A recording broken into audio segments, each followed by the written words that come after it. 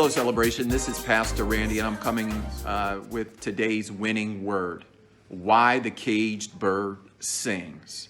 And I'm going to walk through Acts, the 5th chapter, the 17th through the 38th verses. I'm going to pick a few verses, and this is a great parallel of how we are once caged, but we are never contained in the Spirit. I'm going to pick it up at the 17th verse. Then the high priest and all of the associates who were members of the party were filled with jealousy. They arrested the apostles and they put them in public jail. But during the night, an angel of the Lord opened the doors of the jail and brought them out. Go stand in the temple courts, he said, and tell the people all about this new life. We're called to go when we have a new life and tell everybody.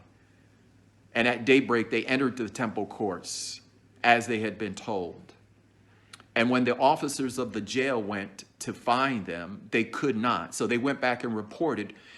And this is what they reported in the 23rd verse. We found the jail securely locked with guards standing at the doors. But when we opened it, we found no one inside. Look, we can be caged, but we cannot be contained. We can be jailed, but yet we will always be free. And then on hearing this report, the captain of the temple guard and the chief priests were at a loss, wondering what this might lead to if they found out that they tried to jail these people, but that yet they were free. And then someone came out and said, look, they're actually standing at the temple courts teaching the people, standing in the streets, teaching and protesting their freedom.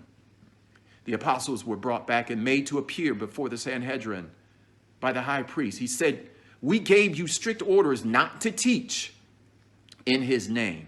Yet you have filled Jerusalem with your teaching and you're determined to make us look guilty. Peter and the other apostles replied, we must obey God rather than humans. The God of our ancestors raised Jesus from the dead, whom you killed by hanging him on the cross. Our ancestors who were hanging on the cross. We will always be reminded of our ancestors who've been hanging and persecuted. We are witnesses to these things, and so is the Holy Spirit, whom God has given to those who he obeyed. And then I skip down to the 33rd verse of Acts 5. When they heard this, they were furious and wanted to put them to death. However, they gathered and they met, and one of the leaders said, therefore, brothers, and the 38th verse says, leave these men alone, let them go. And this is important, for if their purpose or activity is of human origin, it will fail. And this is the keystone verse. But if it is from God, you leaders who jailed and persecuted us, who jailed and persecuted believers, you will not be able to stop these people.